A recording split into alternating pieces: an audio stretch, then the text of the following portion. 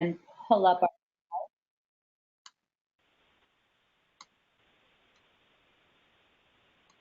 So welcome everyone to your ECS monthly meeting for October. We're really glad that you've been able to join us this evening. For the next 45 minutes to an hour, we're going to be working together to chat about the Exploring Computer Science curriculum and the Code.org program. My name is Melissa Jones. I'm a community manager here at Code.org. And this evening, I'm joined by Danny McAvoy, who's our ECS program manager, Brooke Osborne, a high school program manager, and our special guest, Eric Snow, who's a researcher from SRI International. Our goals with these calls, as always, are to connect as a community and to discuss how the school year is going with your ECS implementation. Tonight, we're really excited to get a tour of the new unit assessment from Eric and to get an overview of the Phase 3 PD from Danny. And of course, at the end of the call, there'll be plenty of time for you to share questions, concerns, and feedback for the group. This month, we're using BlueJeans for our platform. So last month, if you joined us, we used Google Hangouts. It's slightly different. BlueJeans is fun and pretty easy to use. There's a chat window that's located sort of right above your picture if you have your video on. And if you click on that, you can type in any questions you have for the speaker, feedback, ideas, say hello, and introduce yourself. It's an easy way to communicate with the moderators. And then also you should have a little microphone and a little video camera icon underneath your picture. And you can toggle those on and off if you'd like to speak or share your video stream with others. Next, I'm going to go ahead and introduce Danny McAvoy, who's going to share some important reminders for the month. Danny? Hi, everybody. So can you flip to the next slide where our important reminders are? Great. Thank you, Melissa. So for this month, we have a couple important reminders. First of all, I'm sure many of you have heard that the SRI unit assessments for Unit 1 is now available. And the link is right there and for you to look at. If you can't click on the link in the slides, but if you want to check that out, we'll have a link to a forum post at the end where you can find all of our resources that we've used throughout this talk. So you'll be able to check those out, download them. There's a scoring guide as well, and Eric will have a chance to talk about that in a little bit. The Unit 2 assessment will release November 1st. So that'll be before our next time we join together on a monthly call. So just as a heads up, November 1st, that will show up for you as well. Phase 3 online is now available. You should have received an email with the link and everything you need for Phase 3 online. If you haven't received that link or if you're missing information about it, you want to email pd@code.org. Or you can put something in the chat window and we'll try and help you out. Last thing is just reminders. As always, we'd love for you to add resources to the resource folder. If you weren't able to make it to our talk for last month, we went over what the resource folder is and how to use it. So we'll post a link to that video as well in case you want to check it out and see what the resource folder is. And lastly, always, the forum is a great place to ask questions, get help, talk to other teachers, find resources. There's been some really great stuff that's been posted lately, and some really great sharing. So we'd love to see you guys keep that up. It's really great to have such an awesome community to work with. So Danny, before you introduce Eric, I'm just going to go ahead and switch over if you want to share your screen. That way I can manage the chat pod. That sound good? All righty. I'm going to stop sharing and Danny can start. And I'm going to go on mute as well. Anybody else who's dialing in, you may want to go on mute just to reduce background noise. And I see Eric has joined us as well. So Eric, we're really glad to have you. We're going to start your presentation in just 1 second. Great, happy to be here. Thank you. All righty.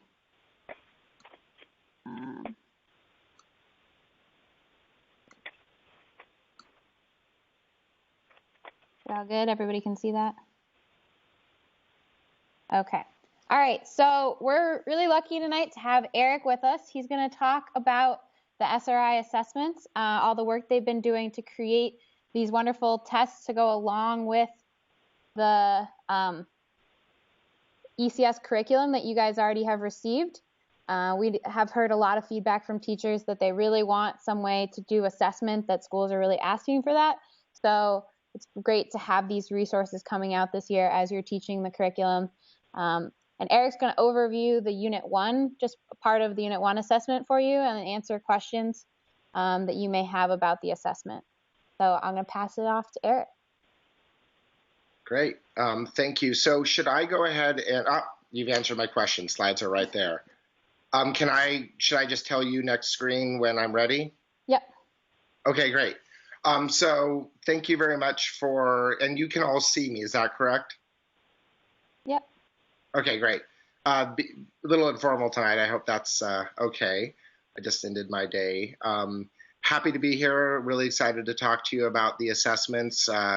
You've been waiting quite a long time for them. For those of you who have been doing ECS for more than 1 year, and those of you who are starting this year, it's a good year to start because we are happy to have released kind of the first validated version of the assessments for use by teachers. And I emphasize that last part because that's really who we created the assessments for. We know that there are a lot of other uses and folks that want to use the assessments for other things, but you know, from the outset, I want to emphasize that we did this project to support the teachers using the curriculum and to support the spread of the curriculum. And so we're really excited to have this opportunity to talk with code.org teachers who are implementing ECS. If you want to go to the next one. And just to tell you a little bit about myself as a way of introduction, I work at the Center for Technology and Learning at SRI International in the Education Division.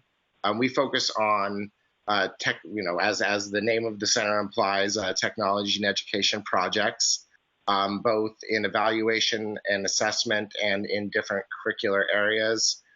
Science, computer science as one of our more recent areas of focus.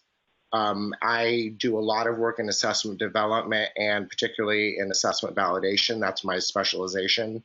I also do evaluation, and I'm working on a number of different evaluations around computational thinking and game design right now. That is nice because it's in the after-school environment. So that gives me a kind of a spread of stuff from both in-school classroom types of environments to after-school in the computer science space.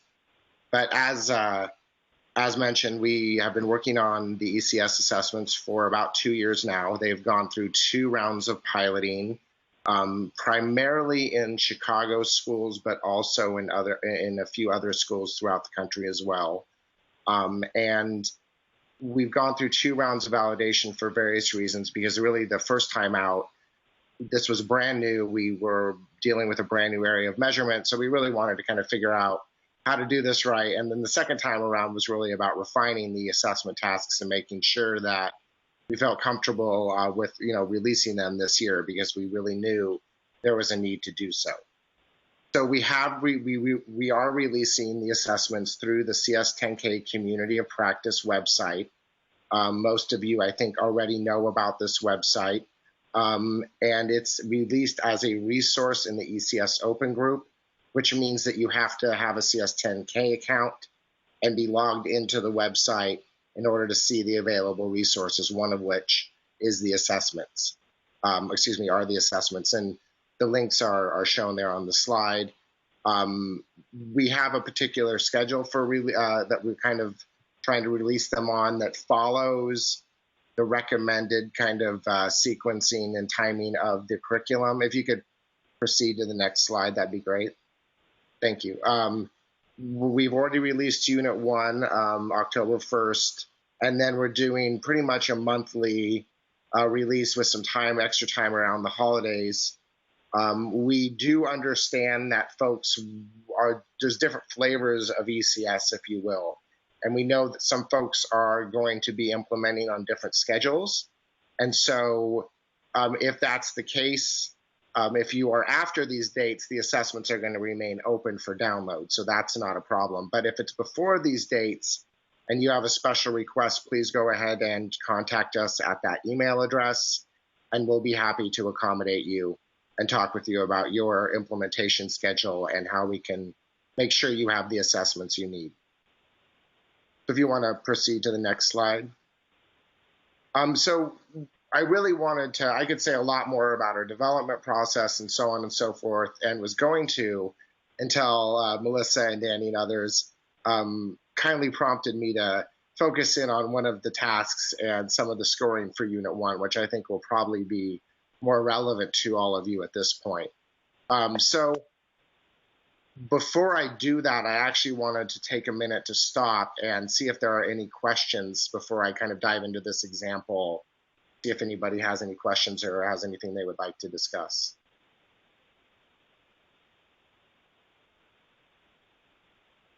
I have no questions so far in the chat pod, but if there's anybody that would like to turn their mic on and ask a question or put a question in the chat pod, we can make sure it gets answered. Okay. Great. Well, you know, you never know quite how long to wait. I know you have some other items on your agenda, so I don't want to delay anyone this evening. But I did want to dive into an example of a Unit 1 task and particularly focus on the scoring aspects, because I think that that is going to be probably one of the more challenging aspects of this from the teacher perspective right out the gate, and we want to be able to provide what support we can.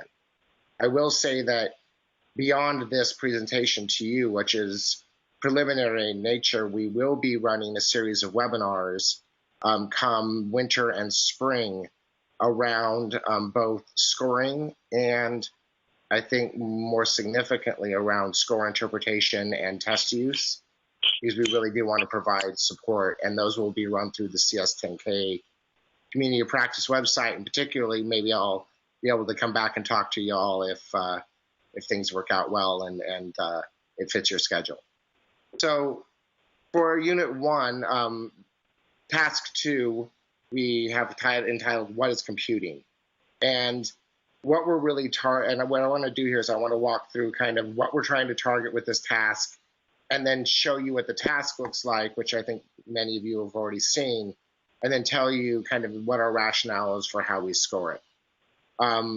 So in terms of the core concepts and learning goals, which is in the leftmost column there, you see that we're trying to target, you know, concepts of computers and computing versus non-computing tasks, and this idea of computer intelligence as it's represented in ECS.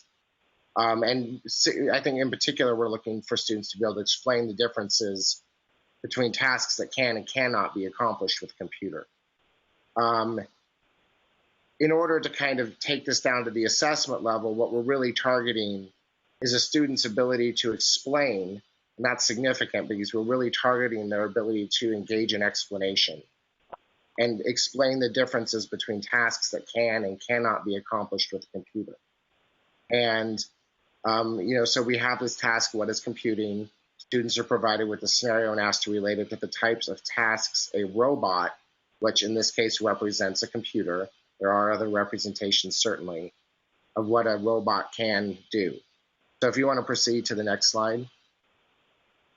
So this comes from the actual assessment task in Unit 1. Again, it's Task 2. And in this task, it's Carla has programmed a robot to select some clothes. And then the student's told what the robot is able to do: move around the room, open and close doors, and pick up and drop objects. Very simple behaviors. Then they were provided with a set of instructions for the robot once the robot is inside the closet to select the clothes. There's 3 sets of instructions. They're worded in particular ways. And then if you want to go to the next slide. In this slide, we start to see, you know, the students engaging with the task after the context of the scenario is laid out. Their first step is for them to select or identify one step in the 3 steps that we provided in the task setup that the robot would have difficulty completing. We provide those tasks again, those steps again, and they're supposed to select one. We're not scoring the selection. That's not the objective of the task. What we really care about is the student's ability to engage in explanation, provide a rationale for their selection. And so first we want to know in part A why the robot would have difficulty completing that task. And so this explanation is worth 1 point. Student either kind of gets it or doesn't. And this is based on a couple iterations of seeing how students respond to this task. Keep that in mind. This isn't just our best guess. This actually comes from several hundred responses to this, and seeing that these are the kinds of things that students do. And before we had several points for this explanation, and now we really broke it down to just one. And really what we want to see is that it should discuss difficulties the robot would have with the step selected, because the step is either not precise. For example, take out a t-shirt isn't very precise, it's very vague. Or it's too subjective, which take out a hat from the top shelf that matches the outfit might be too subjective. So in that case, you could get a point for an explanation that went along one of those two lines. There might be some other explanations that would make sense as well, and that's one of the things is as this assessment evolves and we get more and more responses, the rubric is going to evolve as well. So the more types of responses that we see to this, the more we're going to be able to refine this. But this is consistent. This way of evaluating the explanation is consistent with both what we're seeing in the pilots and also in the curriculum. If you want to go to the next slide. So for part B, again, what we want here is the student to rewrite the step that they chose in part A. So they've selected a step, they're not scored. They explain why the robot would have a hard time with that step. And then what we want to do is, based on that, rewrite the steps so it's easier for a robot to complete. And this is also worth 1 point. And what we want to see here is that the rewritten step is more precise in the language that's used in some way, or less subjective than the step selected for part A. Now, we do recognize that there's a lot of variability one could see here in the types of responses students give that could be considered precise or less objective. Excuse me. So what we've tried to do is provide you with example responses that really show each score level very, very clearly and help you distinguish between the different scoring levels. So if you could go to the next slide. This will be really important. In the rubrics, we have a couple different parts of the rubrics. If you've seen, they're available for download. And if you've seen them, we have a quick scoring guide, and then we have the detailed scoring guide. And then within the detailed scoring guide, we have sample responses. And this is a sample response for 2 points, where a student selected take out a t-shirt.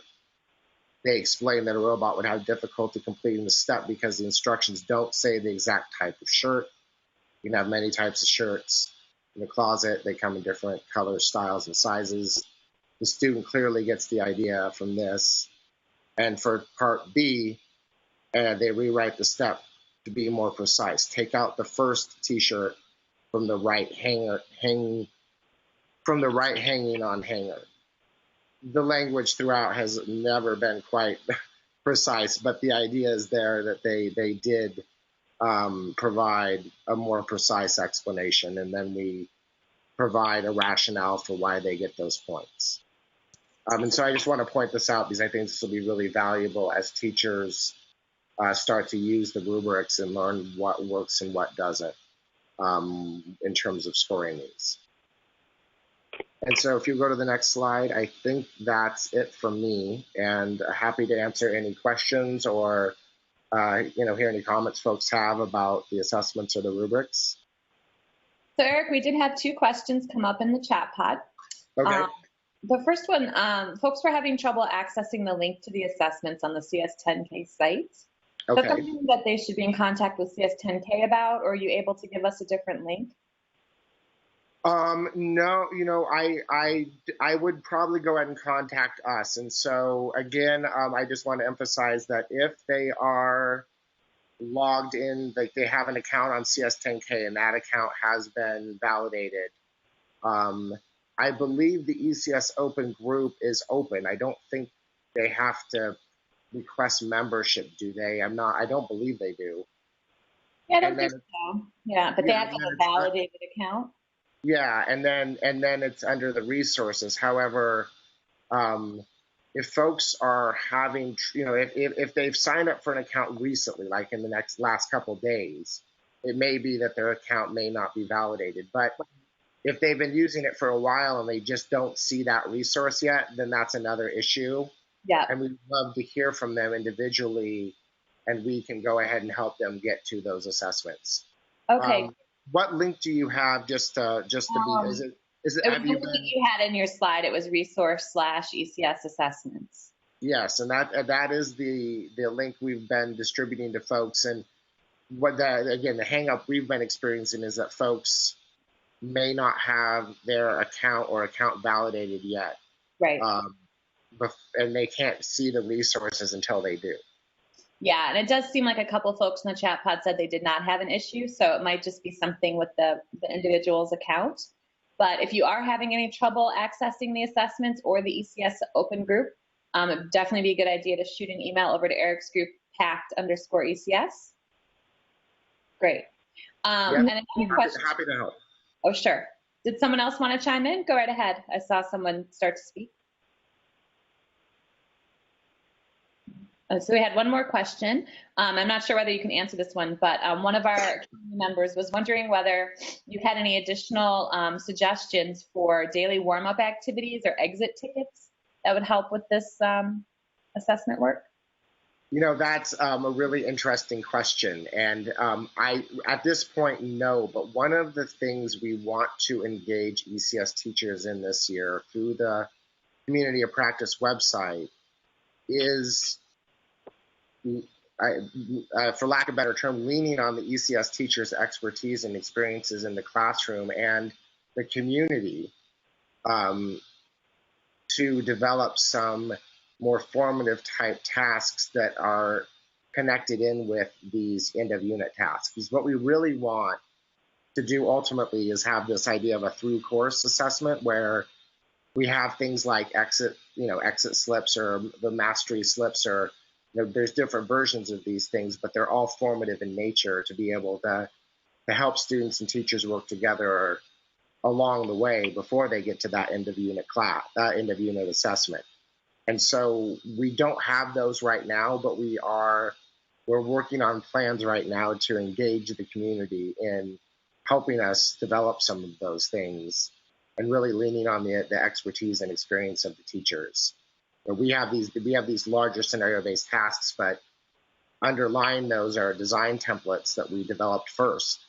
And from those, we can work with teachers to parse out the different things that we're targeting in these bigger tasks into things that would be more appropriate for, smaller exit type mastery slips or whatnot. And another thing I want to add is that this year we have ongoing studies where we're in the process of piloting some new tasks, and both the type you see in the current assessments and multiple choice tasks. Because one of the things we want to be able to do is provide teachers with support on conceptual knowledge of their students, because the tasks we have right now assume that the student has the conceptual knowledge and we're looking for them to apply it. In many cases, it may not be that the student has a good grasp on that underlying conceptual knowledge, and multiple choice conceptual knowledge type tasks can help get at that. And so from those, we can build out formative measures as well. So there's a lot of different opportunities here to get at some finer grained measurement of conceptual knowledge and more formative measures from that as well. Great, thank you, Eric. So we have just a quick update. Brooke tells us if you're having issues with accessing the assessments, make sure you're logged into CS10K and that you're a member of the ECS open group. And folks, if you're still having trouble after that, please definitely do send an email to Eric. Danny, did you have any other follow-up questions for Eric? I'll hand it back to you. No, so Eric, you guys did a webinar of overviewing all of the unit assessments, right, up through 4. That's correct. So if people want to find that, is there a place they can go to get those that will be and watch it? Yeah, we'll have those posted on the CS10K site and on the PACT site in the coming weeks. Awesome. So if you want an overview of, like Eric did, of one of the questions from each of Unit 2, Unit 3, and Unit 4, you can take a look at those in that video that will get posted. And I just want to reiterate, I'm happy to come back and talk with your teachers whenever you have time in your schedule as we move throughout the year. If there's questions and other things that come up, we really do want to support the whole community of ECS teachers, and particularly those working through code.org. It's such an important initiative. So do let us know how we can help, and if we can fit it in, we will do so. Awesome. Well, thank you very much for joining us. Well, thank you for the time to do so. And if you guys have any questions that pop up in your head, we can always address them or send an email to Eric later on. So we're going to keep heading forward. Thank you again, Eric, for all of that information. It was really helpful. Thank you. We're going to head into our Phase 3 online overview. So as I mentioned at the beginning of the webinar, we have released Phase 3 online. It's going to look a little different than your Phase 2 online. It's still in Code Studio, and it still has a bunch of levels, but we're actually going to break Phase 3 into units. So you're going to see that this Phase 3 online is only Unit 2. We will be releasing Unit 3, Unit 4 at the beginning of next month, and then 5 and 6 will come out later in the year. So what does Phase 3 online look like, and how is it different than Phase 2 online? So the major thing is that we're going to be doing a challenge. And a challenge is just our fancy word for a planning of a lesson and sharing it with the community. So you're going to either work individually or with a partner to take a look at one particular lesson and prepare to teach it, and then create some resources just to share with the teaching community so that you can share your lesson and someone else shares a different lesson, and we all get to learn from each other. All right, so why complete these challenges? It's really important to complete them because it'll help you when you're heading into teaching, right? These are the lessons you're going to teach, and we're just giving you an opportunity to teach that lesson ahead of time, right? Try it out, see what happens, test the activity, think about what extra resources you might want to add. So by doing this, you'll just get a chance to prepare a lesson. You'll receive feedback from other teachers in the community. So you'll be posting what you create to the forum, and by posting it, you'll hopefully get some feedback from other teachers. You'll get feedback from us at code.org as to if your work meets the criteria we asked for, and then you'll also hopefully learn from the other resources that will be posted as well. So how do you complete this challenge? There's a couple steps, and I've tried to shrink this slide down. I know I hate slides with so much text, but I really wanted to get in as much as possible while still shrinking it down. So we're going to go through it. All right, so what you're going to be doing, you're going to prepare for a lesson. This is step 1. And what you'll do is we'll give you a list of lessons that are ones that are usually really challenging for teachers, and you'll pick one of those lessons. You'll share that choice on the forum, and that's also the place you can ask to see if you can find a friend that wants to work with you. This friend does not need to be sitting in the same location as you. These wonderful Hangouts can be done one person to another on Google Hangouts, and you can talk and chat, or you can go over the phone if you like that better. Whatever works for you. You can find a partner or work individually, but you're still going to share your choice so people know who's working on what. Then you'll go through the lesson and try out the activities. You don't need to try it out on your students. You're just trying it out yourself. Or if you need like a friend to help you out, maybe you like rope your spouse into it, or some of your friends over for a party one night and you decide that you're going to make them do ECS. Whatever you need to do to test out the lesson. And then you're going to create samples of the types of work that students will create, just so that when you share it, other teachers can see, all right, so this is what someone's results of this work should look like. You'll reflect on the experience. We have a reflection sheet. You're not going to hand it in. It's just more for you to think back. What did I go through? What do I need to prepare? What else could I add to this? And then you'll create a plan from that.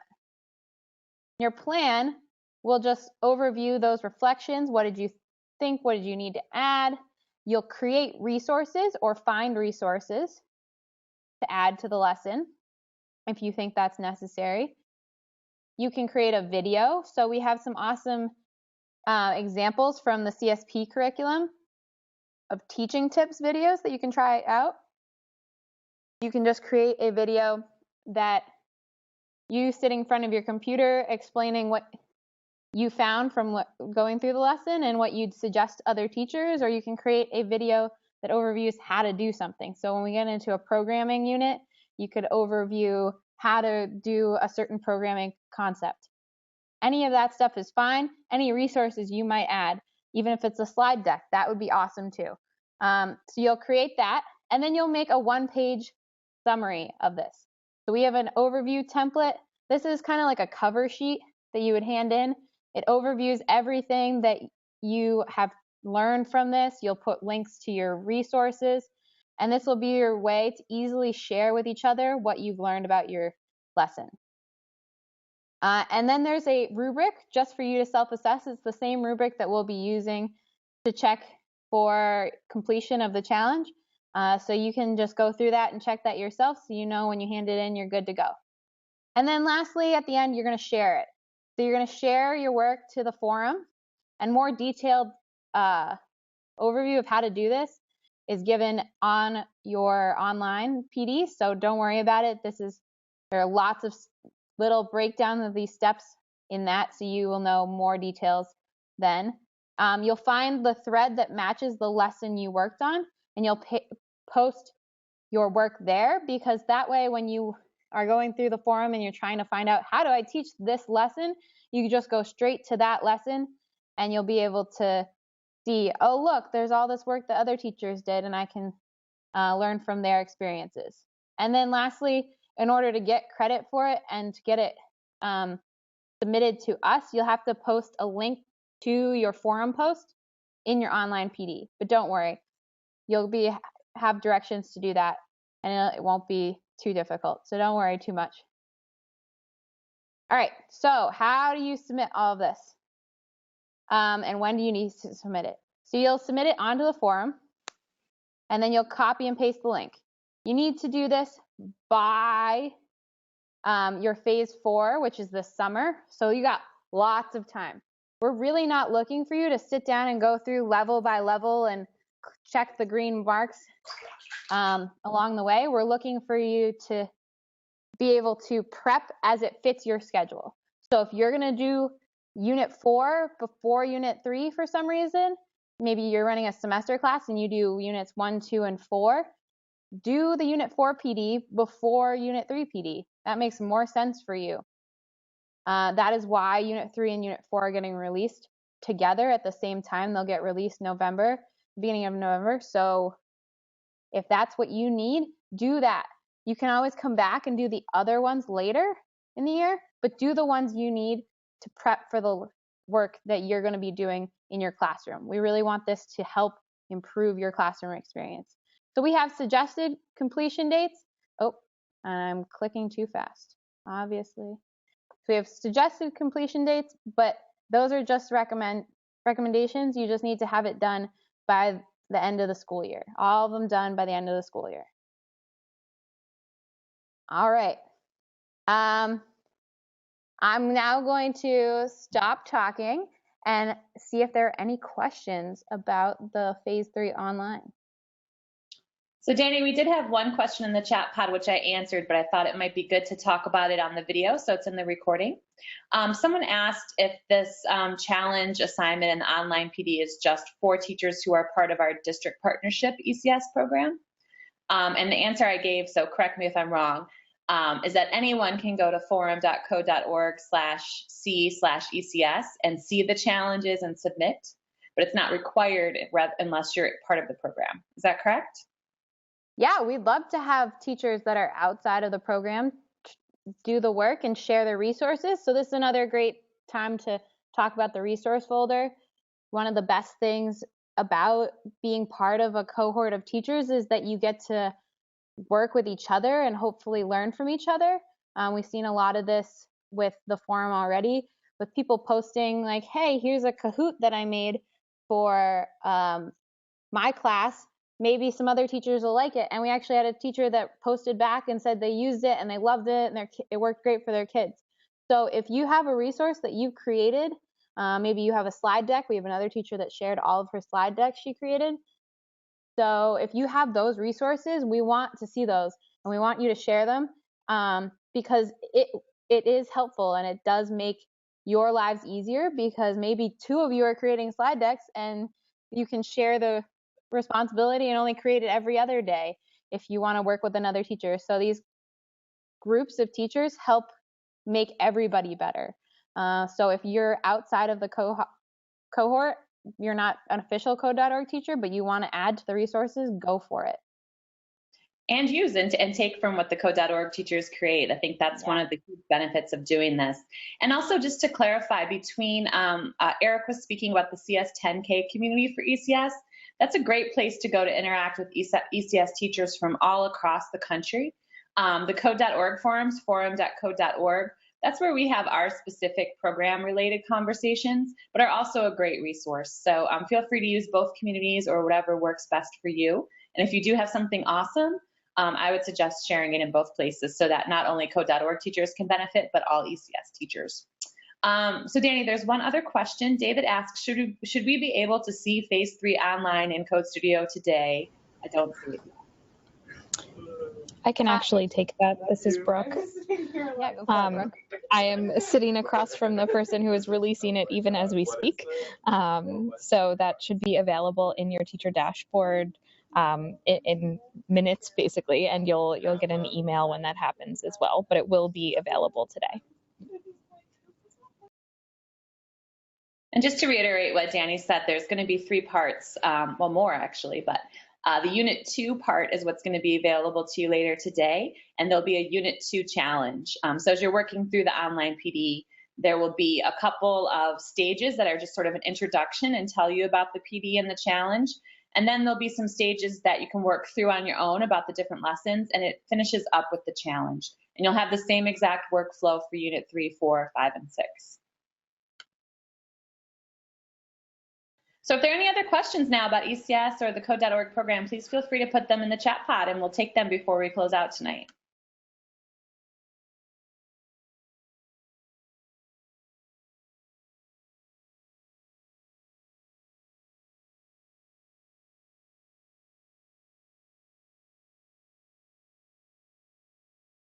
Okay, ladies, well, it looks like we don't have any other questions at this time. Danny, did you have any parting words? Would you like me to close out?